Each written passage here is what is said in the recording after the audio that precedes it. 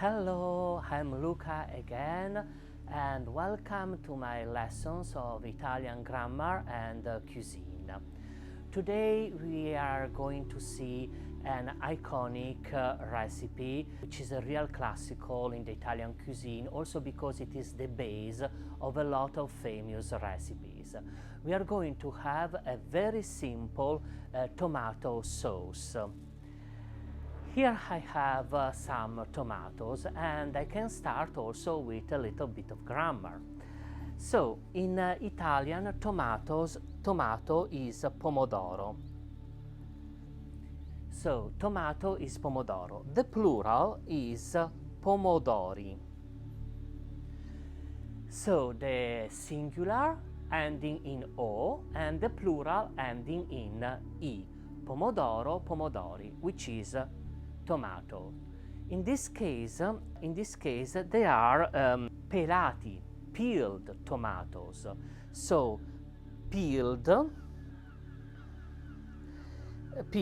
is pelato. In Italian, as we have already seen in the previous lesson, we tend to put the adjective after the noun. So pomodoro pelato, singular, pomodori pelati, plural. And as you can see in Italian, as we have already said, the adjective takes the gender and the number of the noun. So pomodori pelati, pomodoro pelato. I'm going now to chop them a bit in a coarse way, not too refined. To chop is an important Italian verb in all the cuisines of the world. It is important in Italian and also in English because it is an action we always use in the kitchen. So to chop in Italian is spezzettare, and I'm going to write it. To chop is spezzettare. It comes from the Italian word pezzo, which is piece. So spezzettare means to reduce in pieces. And we are going also to see the present simple as last time, a bit of present simple of all these Italian verbs. Do you already remember some present simples, or do you remember how it sounds present simple in Italian? Present simple is indicativo presente. So indicativo presente is present simple. Indicativo presente is present simple. As you can see, our adjectives always, often, very often follow the nouns. So let's see it. Io spezzetto. Do you remember the Italian personal pronouns for the subject? I hope so. In any case, they are in the previous videos of spaghetti con le vongole.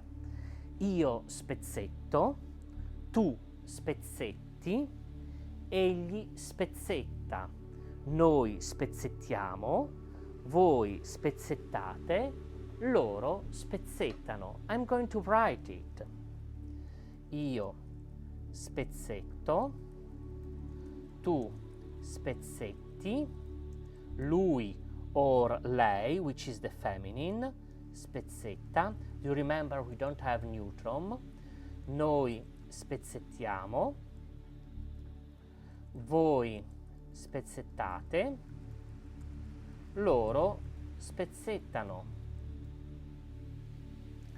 So we coarsely chop them, and we prepare also the base of so many Italian recipes.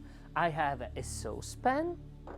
I'm going to pour 3 little spoon of oil in this saucepan, just to prepare the base of the recipe.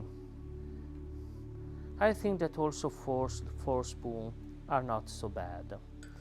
Then I'm pouring the onions. I'm pouring the onions. I already minced them. Also, the verb to mince is very important in the cuisine, and we are going to see it. So we have seen to chop, which was spezzettare, and now we are going to see to mince, which is in Italian tritare. So let's try together the present simple, indicativo presente. Io trito, tu triti, lui, lei trita, noi tritiamo, voi tritate, loro tritano.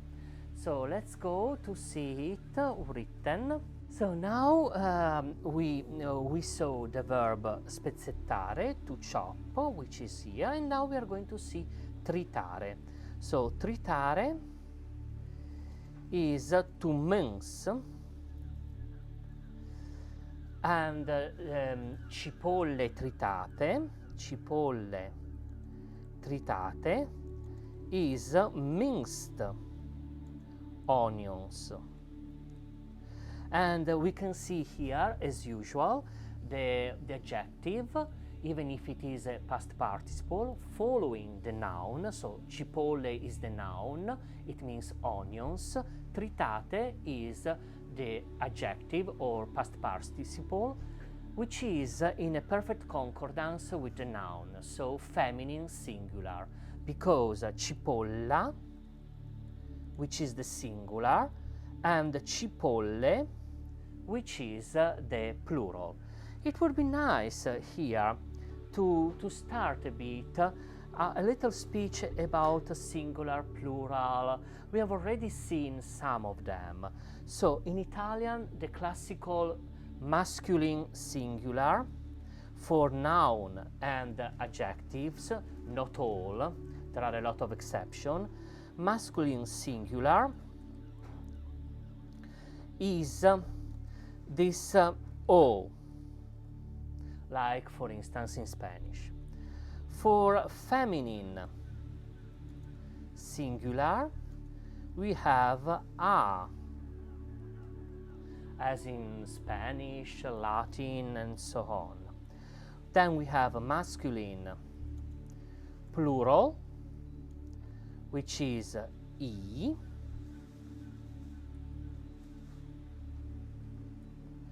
Masculine plural, which is I.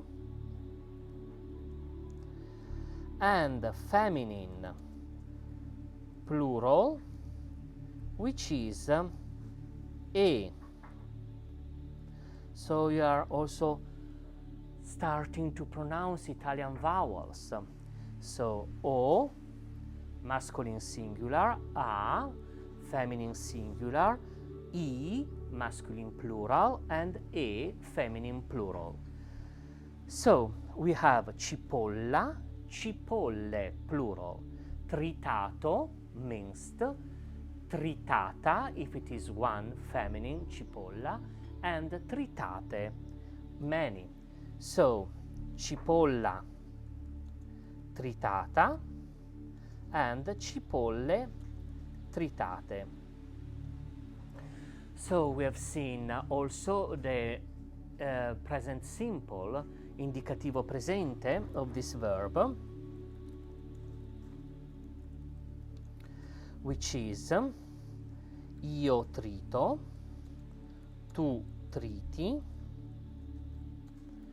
lui, lei trita, noi tritiamo, voi tritate, loro tritano.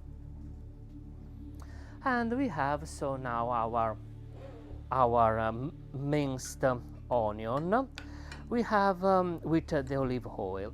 We have to a bit heal it. Now I'm trying healing it, and not that much, just a little bit, in order to get them brown, or better, to brown them.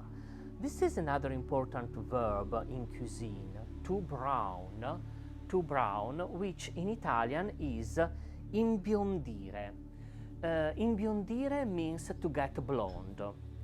Of course, it translated English to brown onions, for instance. I can write it imbiondire, which is to brown. Imbiondire le cipolle, to let onions get brown. To say the truth, for this recipe, they shouldn't really become blonde or brown. We have just to stop a little before. They must remain a bit white. The important thing in this recipe is that the onion must disappear during the preparation. In the end, when the plate is finished, you have to taste it, to smell the flavor, to taste it, but not to see it. So we are waiting just, of course, at low fire. Also, low fire is an interesting expression. For instance, do you remember the spell hocus pocus? I'm writing it. So, hocus pocus, the famous spell in all Harry Potter novels, films, cartoons. It is just that, with small fire, with low fire. It comes, we can write it also with low fire or small fire. It comes from the Latin focus, which in Italian becomes fuoco. So, fuoco and pocus, which in Latin becomes poco, and means little quantity. So little quantity of fire, hocus pocus. In Italian, how can we say it? We can say it a fuoco lento, in which a means over, fuoco means fire, lento means slow, or con poco fuoco. Con means with, poco is this Italian adverb very used. It means a little quantity, some, small, some, little, and fuoco, which is always fire. We use a lot of gas fire, so we don't use a lot of electricity. Of course, with electrical fires, you have just to reduce the quantity. So, a fuoco lento, with small fire, we don't let these onions to become blonde, so imbiondire, or to brown. And then we are adding our chopped tomatoes in our saucepan. This is a recipe I like preparing because it is very simple and you can use it for a lot of plates. And I want also to explain here a little characteristic, a little trick of the Italian cuisine. For me, the real strength of the Italian cuisine is the fact that it is very, very simple and narrow, if you want. Italian cuisine lacks of fuzziness. Why? If, for instance, we prepare a good sauce, we don't need to add so many things. In fact, I like eating this sauce with some rice, simple boiled rice, or some very simple pasta. We don't need to add so many things to it. And this is a difference maybe with the Spanish cuisine. In the Spanish cuisine, there are always a lot of ingredients.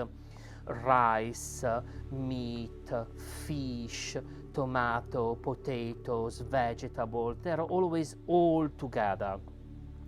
In the Italian cuisine, we don't like that. We prefer to taste something very simple and very good with something simple. For instance, this very simple sauce with a very simple pasta or very simple rice.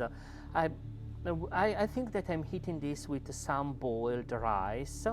As you can see, I finish this chopping, and I let this cook a fuoco lento with a small fire for about 10-15 minutes. Just chopping it, or also with a lid, not very fixed, a lid I can remove, a lid not very narrow to the pan. Something I can remove easily in order to mix. As I told you, it will be ready when you don't see anymore the little pieces of onions, and it has also a good smell. I've maybe forgot a bit of salt. Do you remember salt? Sale. We have seen it last time. A bit of salt, which is important. This salt is not very strong, so I can abuse of it. I mix, and I let it cook a fuoco lento with a little fire, with a small fire, a fuoco lento or a fuoco basso. Basso is low, for about 10-15 minutes. We can see also this new adjective we have seen. For instance, basso is low, so with low fire. Basso is low, so a fuoco basso. A is the Italian preposition, in this case is over. Fuoco, we know, is fire. Basso is low, because our adjectives, as I told, always follow the noun. I can switch on and leave this low fire. While we are waiting, I would like also to say something about the Italian grammar. We have seen today the endings, the desinences, the endings of the word masculine o, feminine a, masculine plural I, feminine plural e. I think that I found sometimes a little depressive how our language, our Italian language, is used abroad in such a superficial way, without declination of the words, of the nouns, just simple words used in a very casual ways. Personally, I found it very distractive, a bit depressive, but it can also produce a lot of big and huge misunderstandings, and especially abroad, where Italian is not very well known, just simple words. People think to be expert of Italian language. People think to know it very well just because they say pizza or pasta. But Italian language is complicated. Of course, verbs have conjugation, nouns have declination. I remember a huge case of misunderstanding, a diplomatical one. A lot of years ago, our Prime Minister, Silvio Berlusconi, was talking in a public conference with the French President, Nicolas Sarkozy, and Berlusconi said in French, "J'ai étudié à la Sorbonne." It means I studied in Sorbonne University, which is in Paris. He used this sentence, j'ai étudié à la Sorbonne. Well, journalist there understood it as an Italian sentence. Io ti ho dato, ti ho dato la tua donna, which is an absurd grammatically and also for the meaning in Italian. Theoretically, for this journalist, Mr. Berlusconi said, I gave you your wife. I gave you your wife, which is absolutely meaningless and also grammatically incorrect. First of all, the Italian word donna means woman, but it doesn't mean wife. So it is not like in French, where femme means wife and woman. In Italian, no, donna means just woman, not wife. And I'm going also to write it. This sentence became a diplomatical case, not diplomatical because Sarkozy immediately clarified, but donna is woman, and to have wife, you have to say moglie, wife. And so this case was immediately clarified, but it was a source of a lot of embarrass, and it was just a misunderstanding of the journalist. They heard the Italian word, they heard in the word Sorbonne, they thought to hear the Italian word donna, and they thought that Berlusconi was saying to François Sarkozy, to Nicolas Sarkozy, I gave you your wife, which is an absurd as content, as meaning, and also grammatically. An Italian wouldn't say donna for wife because they are two different words, and also an Italian would have used another verb, another kind of sentence. An Italian would have said, maybe I introduced you to the person, to the one who would have become your wife, maybe, but not in that simplistic, simplified way. So for me it is important, before thinking to know a language, to know it deeply, in the grammar, in the syntactic structures, and not just so superficially. While our sauce is boiling, I'm saying something about this sound L. This sound L, you can see it here written with a phonetical alphabet, is the sound of the word moglie, which is wife. L. L. It exists also in Spanish, camello, Castiglia, camello. It doesn't exist in English, but it exists in Italian, even Italian people find it very difficult to be pronounced. So, this sound is also present in the article li. Li is a definite article. We have seen today all the definite articles, which are il, which is the, for the masculine singular. We have la, always the, for the feminine singular. We have I or gli for the masculine plural, and it is always the.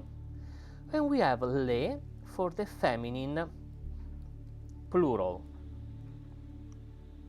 So il, la, I, gli, le. So I is the article for the masculine plural. We can say I pomodori, for instance. I pomodori. I pomodori. Gli is used when a word starts with a vowel, with a s followed by a consonant, with the sound n, a pn and pn. So in this case we use gli. For instance, you know the Italian recipe, gli gnocchi. The sound gn requires before the sound l. This l sound is very difficult also for Italian people. This l sound is very difficult also for Italian people. So in a lot of regions it is not so used. But we found it and we are learning how to pronounce. So today we saw also the definite articles. Il pomodoro, singular, la, which is feminine, and the feminine is not used, but for instance we have here a fork, so la forchetta, the fork, la forchetta, and the plurals, I pomodori and le forchette. So you can find in the article, in the nouns, always these sounds, I pomodori or e, le forchette. For us they are distinctive because they are telling us if a word is masculine or feminine or singular or plural. If I hear la forchetta, this a is feminine singular for me. If I hear e, le forchette, this e is feminine plural for me.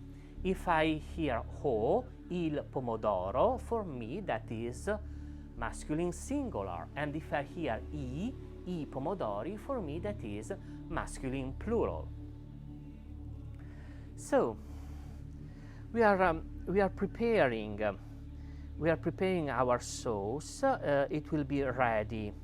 It will be ready in how can I say, about 10 minutes. It will become a very nice sauce. If you want, if it is becoming too thick, you can add half glass of water. You can always add anything you like. For instance, some spices. In this sauce pepe is very good. Pepe in Italian is black pepper. So if you want, you can add black pepper, which is pepe in Italian. If you want to add chili pepper, in Italian is peperoncino, a little quantity. Peperoncino is chili pepper. As I told you, we don't like to mix too many flavors together. If tomatoes are good, we like to taste the tomato, so we never exaggerate with salt, we never exaggerate with pepper, black pepper or chili pepper. So pepe is black pepper, peperoncino is chili pepper, and you can add them to the recipe. Then you can add half glass of water if it is becoming too thick, and while you can add also at the starting of cooking. And it is almost ready. It is almost ready. Then we can also add some basil, leaf of basil. Mine are very dry, but when it has finished cooking, we can add about 10 chopped. In this case, is chopped basil leaves of basil. And you are seeing it how to say it in Italian. So for the cooking, you can see the time you like. If you add more water, you have to cook a bit more. If you don't need it, you can need it less. You can always mix with these flavors.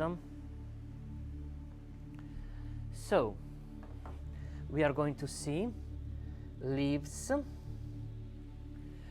So pepe is black pepper and peperoncino is chili pepper. Very simple recipe. to add with boiled rice, some pasta, very tasty, and I can smell a very nice perfume coming from there, very inviting. So if you enjoyed this video, you can follow also the video Spaghetti con le vongole or others or my videos teaching other things. Thank you very much for being here with me. I hope you enjoy and I hope to meet you soon. Don't forget to leave your comments if you want, and if you need more information you can find my email address in the description of the video with all the grammar rules we have seen today. Bye for now and thank you.